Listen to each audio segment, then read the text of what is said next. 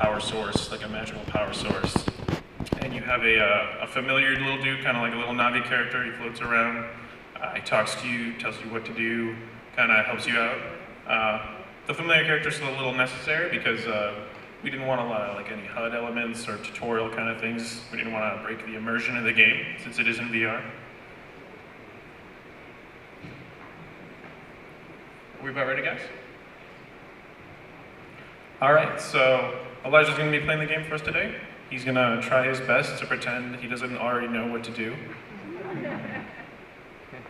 Yeah, Team Runecaster. Game Runecaster.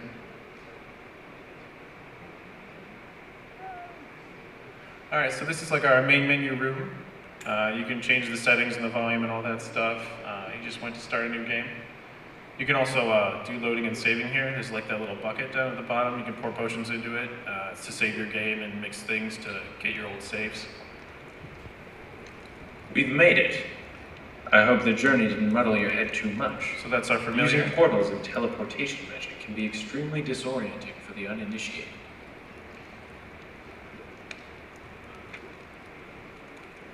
So in the room scale environment here, you can just kind of walk around the space that you have in real life and it'll move you in the game. If you need to reposition yourself, he has a handy dandy little laser pointer that he can use to teleport around as long as he doesn't burn the place down. So right now he's looking for a ring. He just became a new Runecaster and every Runecaster needs a ring. So he's rummaging through this old dead Runecaster's study to try and find his magical ring so he can move on. Hey, maybe it's under that candle on the left. I don't think he threw that on the ground.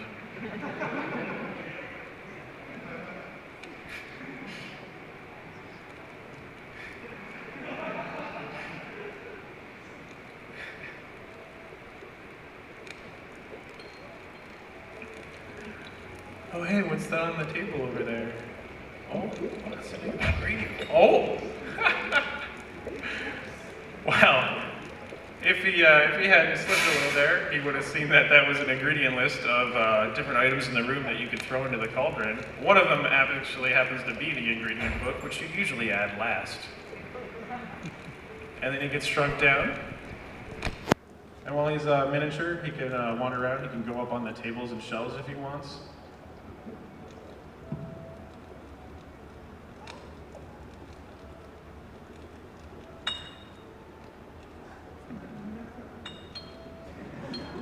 He's not very strong because he's so tiny.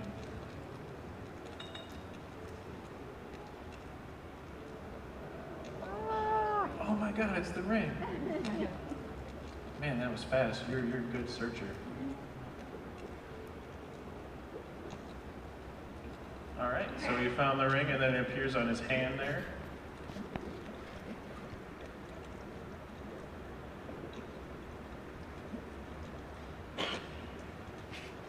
Alright, so what happens when he gets the ring is it gives him special new powers. He now, on his left hand, he'll have like a little teleport, short range, kind of like a dodge roll, if you will. That's its purpose. And another shield that will block projectiles like flying rocks or icicles or, you know, I'm just making stuff up here. So the transition from being in room scale Do you remember the first spell I taught you? Now might be a good time to try it out. If you can't remember which rune to draw, summon your spellbook in your left hand and find Illuminate. Then use your wand to draw it. I'll just let him do the commentary, I'll be quiet. So yeah, he can summon a spellbook, and he can actually flip through the pages with his other hand. And it's got the spells he knows and what the rune he needs to draw in order to cast it. So I think he's looking for Illuminate now. There may be hope for you yet. Remember that you can cast the lights out to scout a dark area ahead, or hold them as a torch. So as you just saw there, when he was looking through his spellbook, he found all of his runes. So our game is called Runecaster because you have all these runes that you can cast by drawing them in the air. And you know, their spells, they have different effects. That one he just cast was called Illuminate. So it's like a light that you can hold or throw out. He had a skateboard in there, we might get to that. He also had Rune Hand, which is like a lengthened grab, so you cast it and then you can grab things from far away, which we may see in a minute. This place was once a training ground for runecasters, designed to help students learn to use their magic in different ways to solve problems. You must be the first runecaster to walk these grounds in centuries. That button must open the gate. It would take something heavy to hold it down. Why don't you look through your spellbook to find something to help you out? Yeah, so it's just a little bit of backstory there. We don't get too into it in the demo, but basically the Runecasters have died out, and you're the only one left. So yeah, you just got a Rune Hand there, and you can point it around, and it'll highlight any other objects. Excellent. And you got the rock on the other side of the gate and managed to throw it onto the button.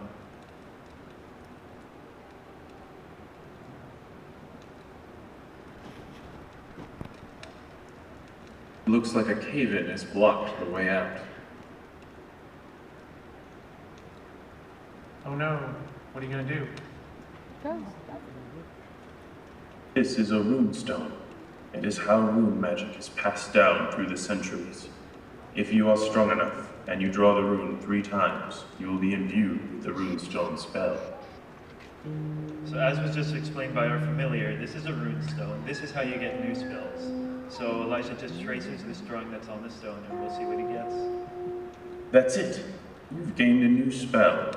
Now that you've learned the spell from the runestone, it will appear in your spellbook. Alright, he got a fire blast. Sounds interesting. Let's see what it does. Maybe it can help.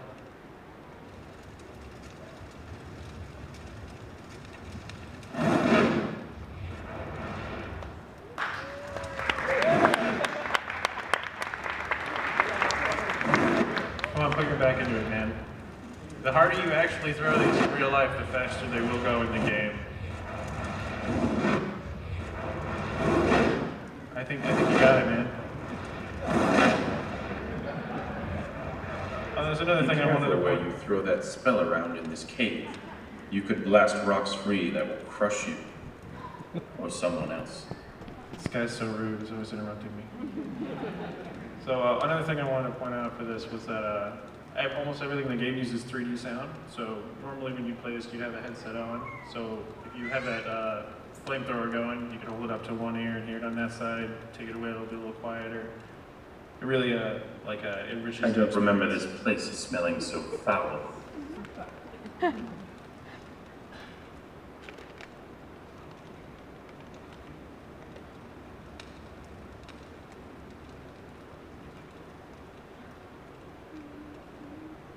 I think I see I something. wouldn't go any further.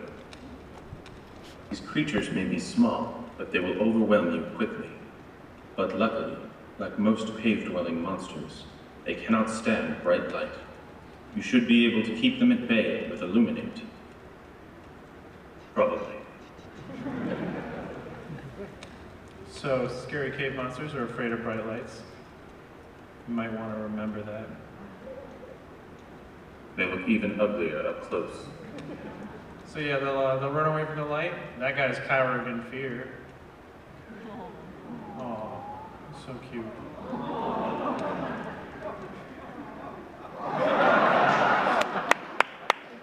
That was very nice. I know, but it was good.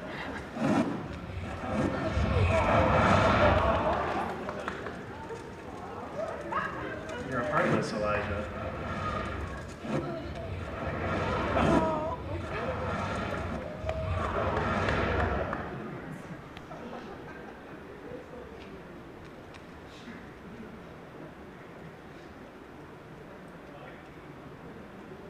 Well, that one just doesn't care.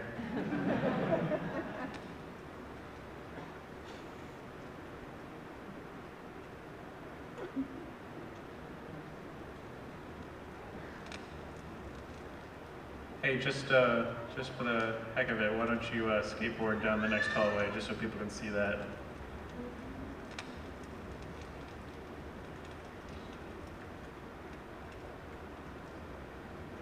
So the skateboard came from not really a competition, but kind of a little competition between Brian and Josh. We were trying to figure out the best form of movement for our game because in virtual reality, it's kind of hard to figure out. Oh yeah, and also you can see, sorry, I forgot to explain it, that Elijah's actually throwing himself with the grip controllers on the side of the controllers right now. So he's propelling himself forward by throwing himself, he's popping himself into the air. But yeah, so this came about because we were trying to figure out the best form of movement because it's really easy to get sick in virtual reality. And so Brian made this joystick movement, which you see Elijah using most of the time, which is just you touch the touchpad and you go in whatever direction you're touching. And then Josh made this skateboard movement because we thought it might be kind of better if you're actually like pulling yourself, it might feel a little less sick. When Patrick tested it, he enjoyed it a lot, but he didn't want it to be the entire form of movement. So we were like, well, maybe it can just be a partial thing, a faster way to get around. And we did that, and it can be pretty fun. Yes, this is it. This is the reason we are here. This is where they seal away the power that is slowly corrupting this world. It's a little hard to hear over the music, but he's explaining that this is the power source, the thing that you're looking for in every world that you visit. And safely absorb the power.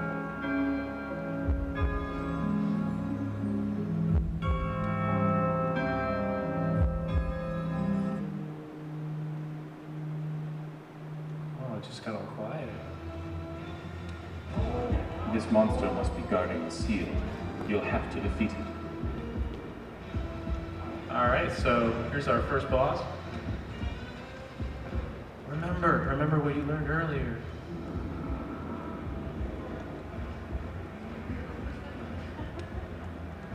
Hey, there you go. Yeah. So yeah, this boss is also afraid of the light. Whoa. Yeah, but when you keep him at bay, he gets angry and he'll throw rocks at you, he'll pound the ground and drop rocks down from the ceiling that you have to dodge out of the way of.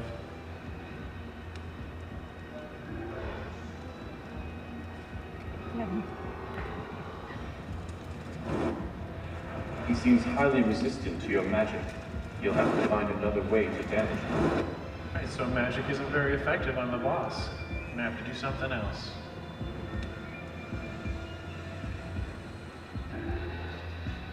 Oh, finally making use of that shield there. Oh, you can shoot rocks down from the ceiling, and they can fall on the boss. Such quick thinking by Elijah. Good job, man.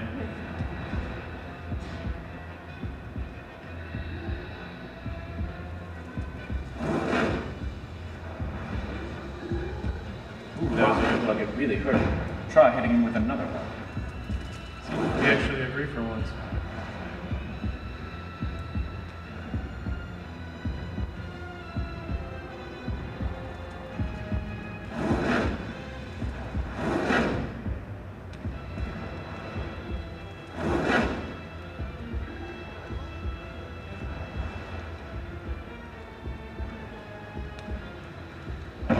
Got him there.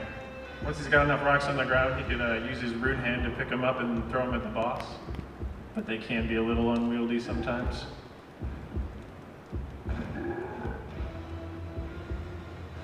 Well, that's a tiny one. I don't know what that's going to do.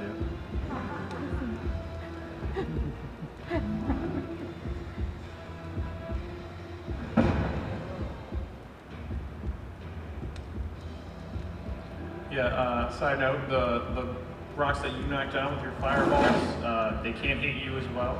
So you gotta kind of work on your positioning, make sure you're not gonna kill yourself.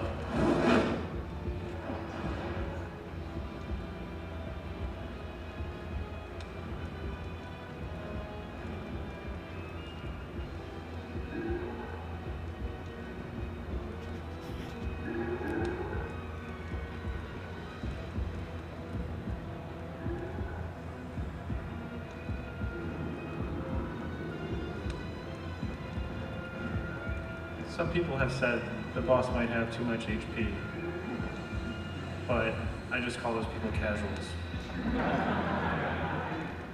Elijah, don't be a casual. Kick his ass. Sorry.